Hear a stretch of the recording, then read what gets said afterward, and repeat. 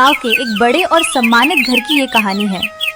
एक ऐसी कहानी जिसे सुनने के बाद आपके पैरों तले जमीन खिसक जाएगी। इस घर के मालिक महेश बाबू अपनी इकलौती बेटी रीमा की शादी अपने ही घर के ईमानदार और मेहनती नौकर जय से करवाना चाहते थे। रीमा को जय की गरीबी बिल्कुल मंजूर नहीं थी। यही बात धीरे धीरे इतनी बढ़ गई कि पिता और बेटी के बीच तीखी बहस शुरू हो गई। पापा, आप ये कैसी बेतुकी बातें कर रहे हैं? मैं इस गरीब नौकर जय से शादी क्यों करूं? मेरे लिए तो कितने सारे अमीर लड़कों के रिश्ते आए हुए हैं। पापा, आप मेरी बात कान खोल कर सुन लीजिए। मैं जय से शादी नहीं करूंगी। बेटी, मेरी बात समझो। जय बहुत ही अच्छा लड़का है। इससे शादी करने के बाद तुम्हें पता चलेगा कि तुम्हें हीरा मिला है। हीरा। भले ही जय गरीब है, लेकिन दिल का बहुत अमीर है। पापा, आप ऐसे जिद क्यों कर रहे हैं? क्यों आप इस गरीब नौकर को मेरे पल्ले बांध रहे हैं? बताइए पापा, क्यों कर रहे हैं आप ऐसा? क्योंकि ये तुम्हें बहुत खुश रखेगा। हाँ बेटी, शादी के बाद जय तुम्हें बहुत खुश रखेगा। और क्योंकि तुम मेरी इकलौती बेटी हो, शादी के बाद तुम्हारे साथ साथ जय का भी मेरी सारी संपत्ति पर बराबर का अधिकार होगा। तो बताओ, ये गरीब कैसे रहेगा? ये भी अमीर बन जाएगा। लेकिन पापा, ये मेरी नजर में हमेशा गरीब ही रहेगा। तो तुम मेरी बात नहीं मानोगी? नहीं। बेटी की ये बात सुनकर महेश बाबू का दिल टूट गया। उन्होंने ऐसा कदम उठाने की धमकी दी जिसे सुनकर रीमा घबरा गई। ठीक है, अगर तुम मेरी बात नहीं मानोगी तो मैं अपने आप को खत्म कर लूंगा।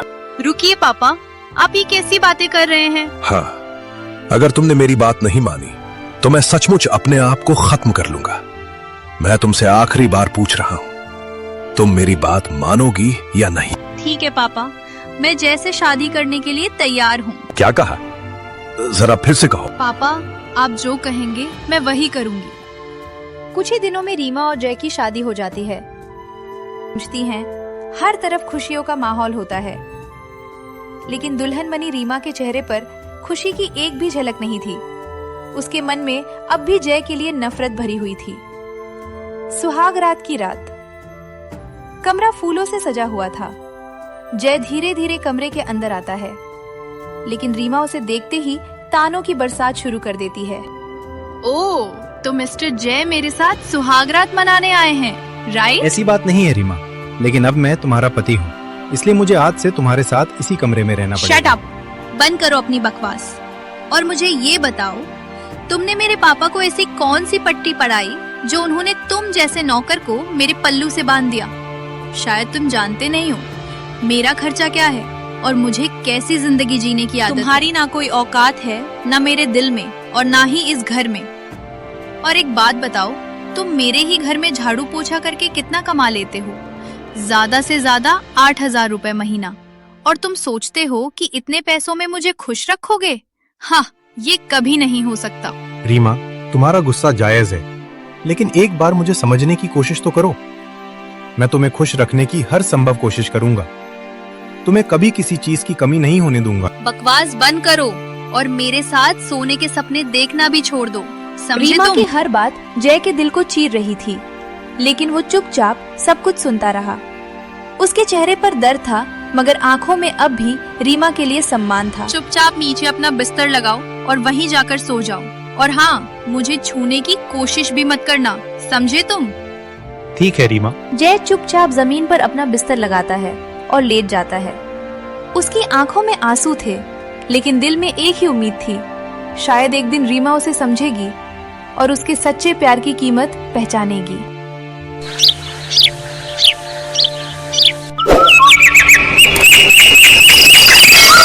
अगले दिन सुबह सुबह रीमा ऑफिस जाने की तैयारी कर रही होती है। वो आईने के सामने खड़ी होकर तैयार होती है, लेकिन उसके चेहरे पर अब भी घमंड साफ दिखाई देता है। उसी समय जय और महेश बाबू भी वहीं मौजूद होते हैं। तभी रीमा जय को ताने भरे अंदाज में कुछ कहती है। क्या मेरा मुंह देखते रहोगे? जाओ, मेरा पर्स लेकर आओ अभी। ठीक है रीमा। जय बिना कुछ कहे तुरंत रीमा का पर्स लेने चला जाता है। ये सब देखकर महेश बाबू के मन को बहुत दुख होता है। उन्हें समझ आ जाता है कि रीमा अब भी जय को अपना पति नहीं बल्कि एक नौकर ही समझ रही है। तभी महेश बाबू अपनी बेटी को समझाने के लिए कुछ कहते हैं। रीमा, जय अब इस घर का नौकर नहीं, तुम्हारा पति है। उसे सम्मान देना सीखो, क्योंकि एक दिन तुम्हें इसी इंसान की असली कीमत समझ आएगी। रीमा बिना उसकी ओर देखे गाड़ी में बैठ जाती है। रास्ते भर रीमा खिड़की की तरफ मुंह करके चुपचाप बैठी रहती है। वह जय से एक शब्द तक नहीं बोलती। कुछ ही देर बाद जय कार चलाते हुए रीमा को उसके ऑफिस तक छोड़ने पहुंच जाता है।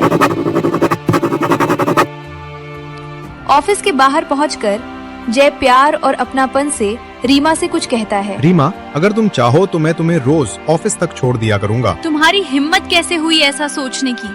तुम जैसे घटिया लोगों का उस ऑफिस में जाना मना है। वहाँ सिर्फ बड़े लोग आते हैं, इंजीनियर, अधिकारी और अमीर लोग। तुम जैसे गरीब इंसान को वहाँ कोई पसंद भी नहीं करेगा। इसलिए अपनी औकात में रहो और मुझसे दूरी बनाकर रखो। रीमा की ये बात सुनकर जय का दिल टूट जाता है, लेकिन वो बिना कुछ कहे चुपचाप वापस घर लौट आता है। घर पहुंचते ही महेश बाबू उसके उदास चेहरे को देखकर सब समझ जाते हैं। उन्हें डर था कि अगर सच अब भी छिपा रहा तो आगे चलकर बहुत बड़ी समस्या खड़ी हो सकती है। तभी महेश बाबू जय से गंभीर स्वर में कुछ कहते हैं। जय, अब मुझे लगता है कि रीमा को सब सच बता देना चाहिए। अगर हमने और देर नहीं की... पिताजी, अभी नहीं। अगर मैंने अभी सब कुछ बता दिया तो पूरी कहानी यहीं खत्म हो जाएगी। मैं देखना चाहता हूँ कि रीमा मेरे इंसान होने से प्यार करती है या सिर्फ धन दौलत और पैसों से। जय की बात सुनकर महेश बाबू चुप हो जाते हैं। उन्हें महसूस होता है कि जय सिर्फ एक अच्छा इंसान ही नहीं बल्कि बहुत गहरी सोच रखने वाला व्यक्ति है। लेकिन किसी को भी अंदाजा नहीं था कि आने वाले दिनों में रीमा की जिंदगी पूरी तरह बदलने वाली है। अगले दिन शाम को रीमा ऑफिस से घर लौटती है। उसके मन में जय के लिए नफरत और घमंड पहले से भी ज्यादा बढ़ चुका था। कमरे में पहुंचते ही वह आराम से बिस्तर पर बैठ जाती है। जय चुपचाप उसके सामने खड़ा रहता है। तभी रीमा उसे अपने पास बुलाकर अपमानित करना शुरू कर देती है। रुको, यहाँ आओ जरा। मेरे पैर बहुत दर्द कर रहे हैं। जल्दी से आकर मेरे पैर दबाओ।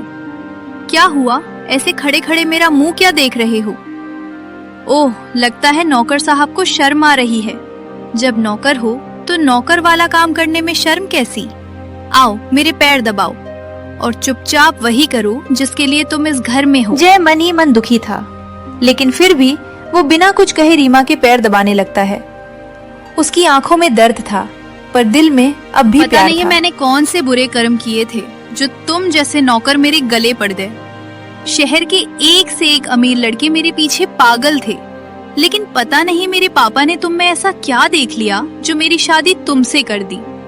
तुम मेरी नजर में हमेशा गरीब थे।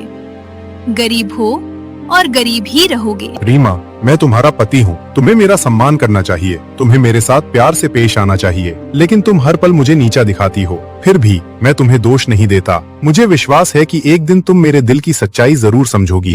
बस करो अपनी भावुक बातें। मुझे तुम्हारे प्यार से कोई मतलब नहीं है। मेरी जिंदगी में वही इंसान मायने रखता है जिसके पास पैसा हो, स्टेटस हो और ऊंचा नाम हो। तुम्हारे पास इनमें से कुछ भी नहीं है, इसलिए मेरे सामने पति होने का हक जताने की कोशिश मत करना। ये सब सुनकर महेश बाबू का धैर्य जवाब देने लगता है। उन्हें महसूस होता है कि अब सच छिपाना ठीक नहीं होगा। बस बहुत हो गया जय। अब मुझे लगता है कि रीमा को पूरी सच्चाई बता देनी चाहिए। अगर अब भी सच छिपा रहा तो आगे बहुत बड़ी समस्या खड़ी हो जाएगी। नहीं पिताजी, अभी नहीं। अगर मैंने अभी सब कुछ बता दिया तो पूरी कहानी यहीं खत्म हो जाएगी। मैं देखना चाहता हूँ कि रीमा इंसान से प्यार करती है या सिर्फ पैसों से। और आपने ही कहा था कि उसका दिल साफ है। अगर ऐसा है तो एक दिन वो जरूर समझेगी कि सच्ची दौलत इंसान का चरित्र होता है। अगले दिन ऑफिस में रीमा के साथ कुछ ऐसा होने वाला था जो उसकी सोच और उसकी जिंदगी दोनों बदल देने वाला था। रीमा अपने ऑफिस में बैठकर काम कर रही होती है। तभी अचानक उसकी सेक्रेटरी घबराई हुई उसके कैबिन में आती है। उसके चेहरे पर उत्साह साफ दिखाई दे रहा होता है। रीमा समझ नहीं पाती कि आखिर इतनी बड़ी बात क्या है। मैम सुनिए, इस शहर के टॉप बिजनेसमैन नकुल सचदेव आपसे मिलने आए हैं। जी हाँ मैम, वही नकुल सचदेव जो इस शहर के सबसे बड़े जूलर्स में से एक हैं। वे इस समय बाहर आपके ऑफिस में बैठकर आपका इंतजार कर रहे हैं। क्या नकुल सचदेव, जो इस शहर के बहुत बड़े जूलर्स हैं, वो मुझसे मिलने आए हैं? कहीं तुम मजाक तो नहीं कर रही? इतने बड़े बिजनेसमैन को मुझसे क्या काम हो सकता है? नहीं मैम, मैं बिल्कुल सच कह रही हूँ।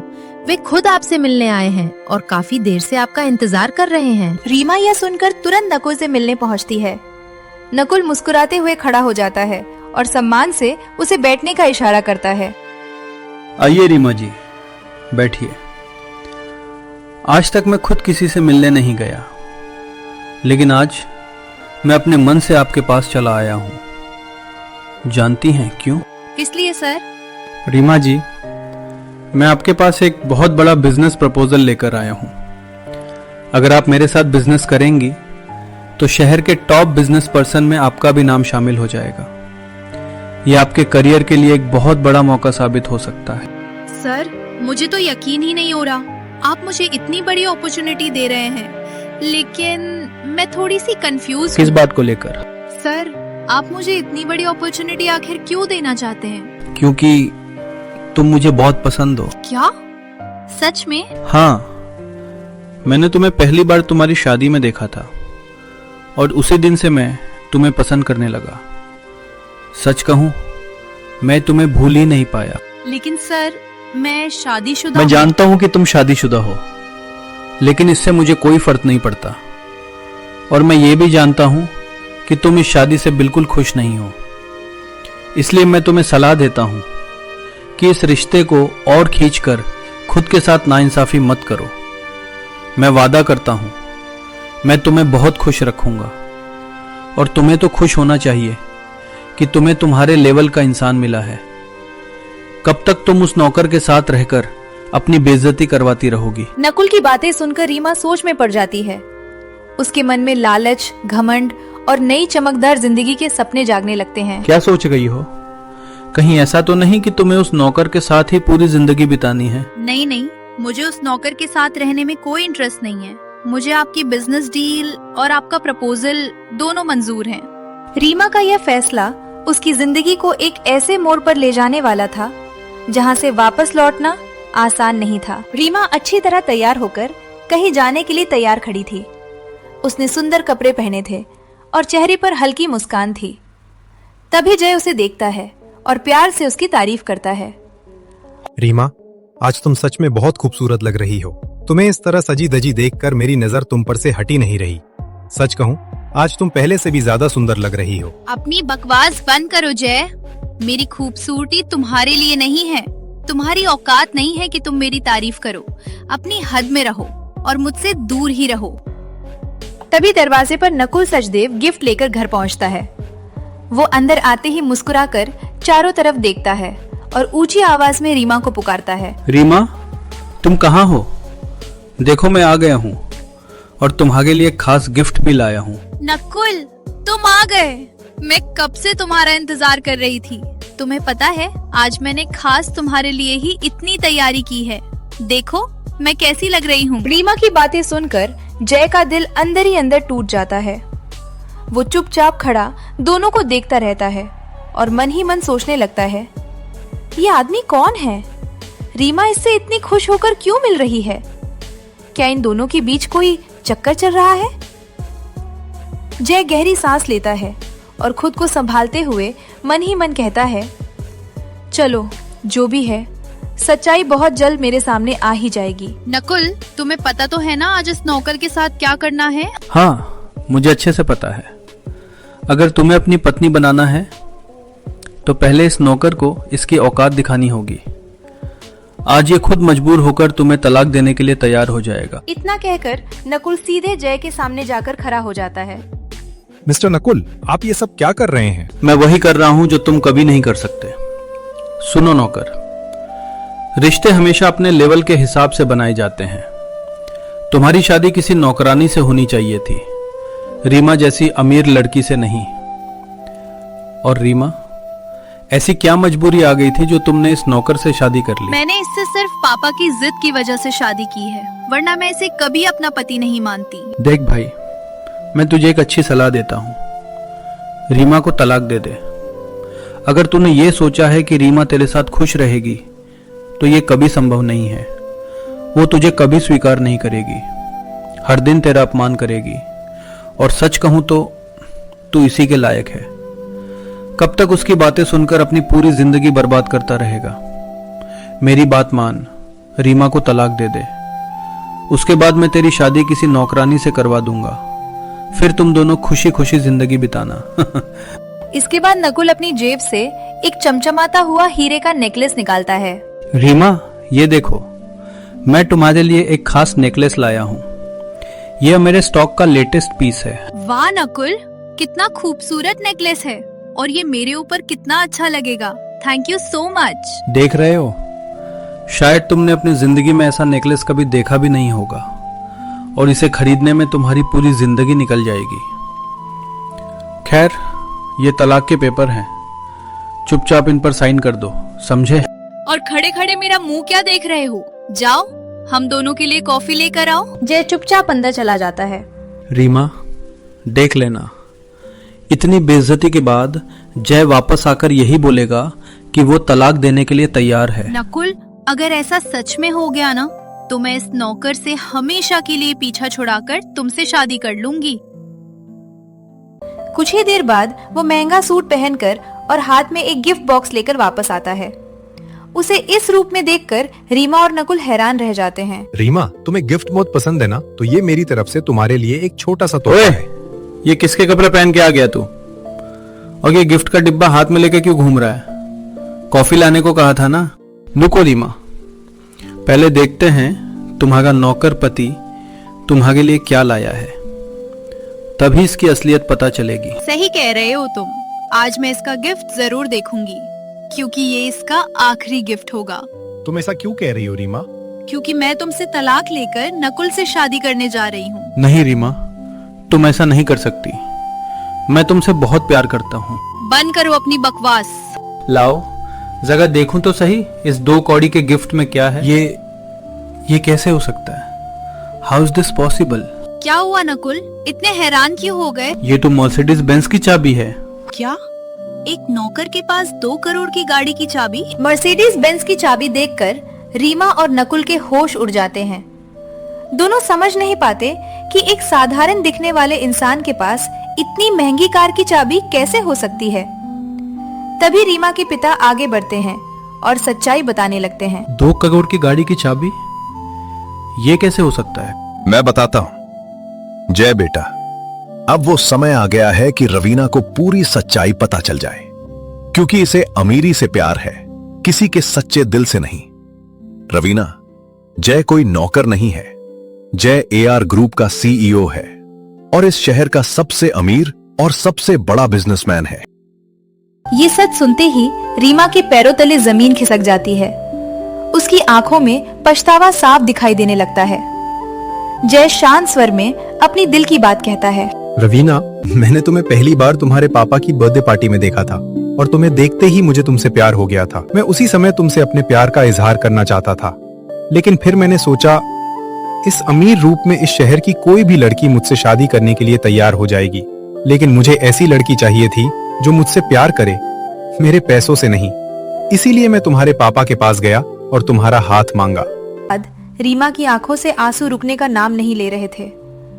अब उसे अपनी गलती का एहसास हो चुका था। रीमा, सिर्फ तुम्हारा प्यार पाने के लिए मैं तुम्हारे घर में नौकर बनकर रहा था। इसका मतलब जो ऐशो आराम की जिंदगी में जीती रही, वो सब आपकी ही देन थी। आप इतना सब कुछ सहते रहे, एक बार बता तो दिया होता। कैसे बताता? मैं इस शहर का सबसे अमीर आदमी होकर भी तुम्हारा दिल नहीं जीत पाया। मुझे ऐसी लड़की चाहिए थी जो मुझसे प्यार करे, मेरे पैसों से नहीं। आज मुझे खुद से घिन आ रही है।